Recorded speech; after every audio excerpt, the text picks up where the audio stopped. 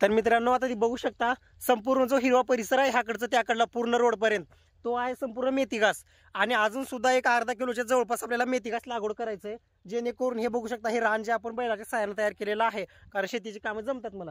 बघू शकता हा एवढा परिसर जो आहे म्हणजे ह्याच्यातला अर्ध रान अजून आपल्याला मेथी घास लागवड करायचं आहे.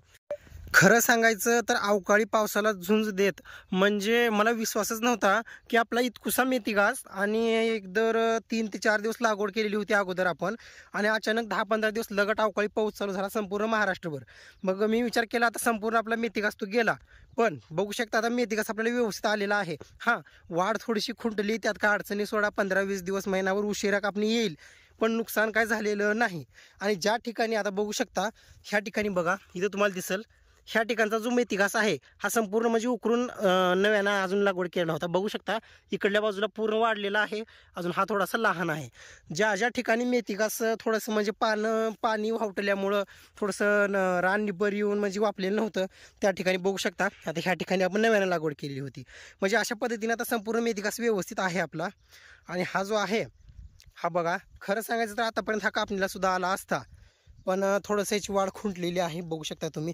तरीसुद्धा म्हणजे जास्तीत जास्त एक 20-25 दिवसामध्ये एवढा जबरदस्त सर्कल हे म्हणजे येत्या एका आठवड्यामध्येच एवढा जबरदस्त येईल, कारण संपूर्ण पिवळा वगैरे पडून गेलेला होता अगदी. म्हणजे आता कळा वगैरे आलेली आहे, रोजचं रोज व्यवस्थित त्याला पाणी वगैरे आहे. रोजचं रोज म्हणजे एक 10 मिनिट फक्त स्प्रिंकलरनं पाणी देतोय, कारण हस्ताचं ऊन आहे, जबरदस्त ऊन असते. बघू शकता तुम्ही आता हा मेथी घास.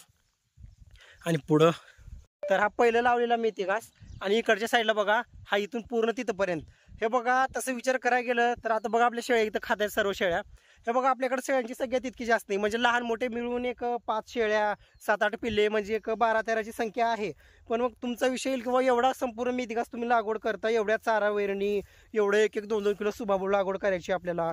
कारण तुम्हाला सांगतो हे बघा आपल्याला घ्यायचे थोड्याशा शेळ्या वाढवायचं नियोजन चालू आहे आपलं. कमीत कमी 5 ते 7 शेळ्या असो किंवा 10-12 पिल्लं. मग नव्यानं आपल्या फार्मवरती एक 15च्या जवळपास म्हणजे संख्या येणार आहे जनावरांची. मग शेळ्या खरेदी करण्याच्या अगोदर पूर्ण त्याची व्यवस्था करणं गरजेचं आहे, कारण चारा वगैरे त्यांना पूर्ण गरजेचं आहे. कारण बंदिस्त शेळी पालन बंद पडण्याचं पहिलं प्रमुख कारण म्हणजे चारा नियोजन. चारा नियोजन जर चुकलं कार्यक्रमच होतो. कितीही ट्रेनिंग घ्या, कितीही पेड ग्रुपमध्ये ॲड व्हा, काही होऊ द्या, तुमचं चारा नियोजन चुकलं खेळ सगळा बिघडतो एका वाक्यात. आता शेळी पालन न परवडणं आणि बंद पडणं एकच आहे ना. बघू शकता आता इथून पूर्ण मेथी घास, आणि सध्या तुम्हाला दाखवतो मी, हे बघा इथपर्यंत म्हणजे बघा 3 किलो मेथी घास इथून तिथपर्यंत आपण लागवड केलेला आहे, आणि जबरदस्त उगवण क्षमता झालेली आहे. आणि आता सध्या हा लागवड केलेला आहे बघा. सध्या आता तुम्ही सुरुवातीला बघितलेलं असेल कुळवणी, आपण कुळवून घेतलेला आहे. आणि हा इथून तिथपर्यंत आता मका लावायचा विषय आहे.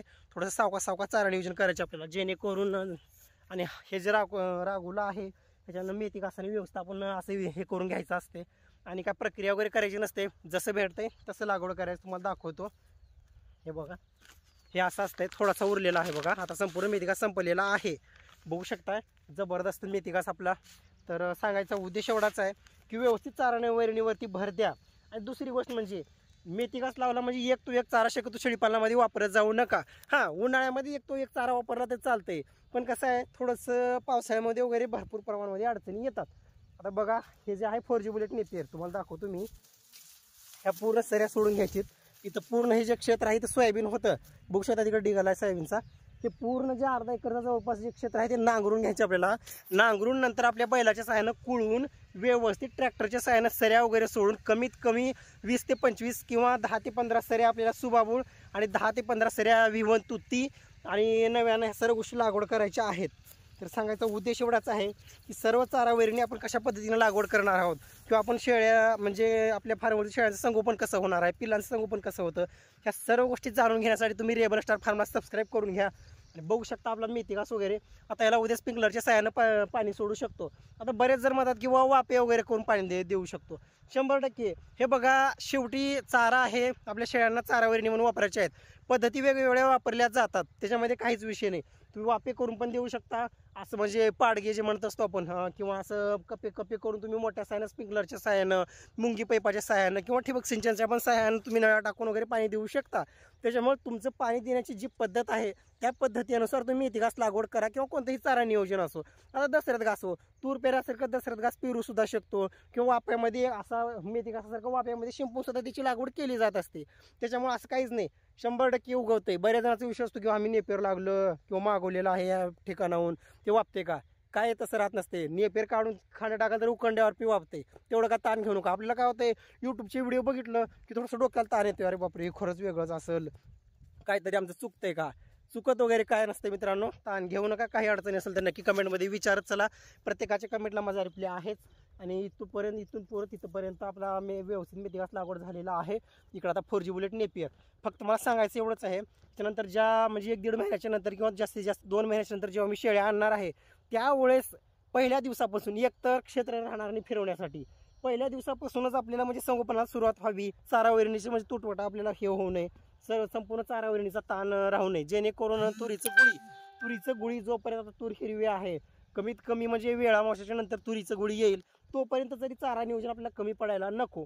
आणि वरचीवर आपल्याला सावकाश आता शेळ्या वाढवायच्या आहेत, जेणेकरून थोडंसं शेळीपालनामध्ये आपल्याला पुढे जाण्यासाठी. तर ठीक आहे, भेटू पुढच्या व्हिडिओमध्ये. थांबू इथंच. काही अडचणी असेल तर नक्की विचारू शकता. जय हिंद, जय भारत.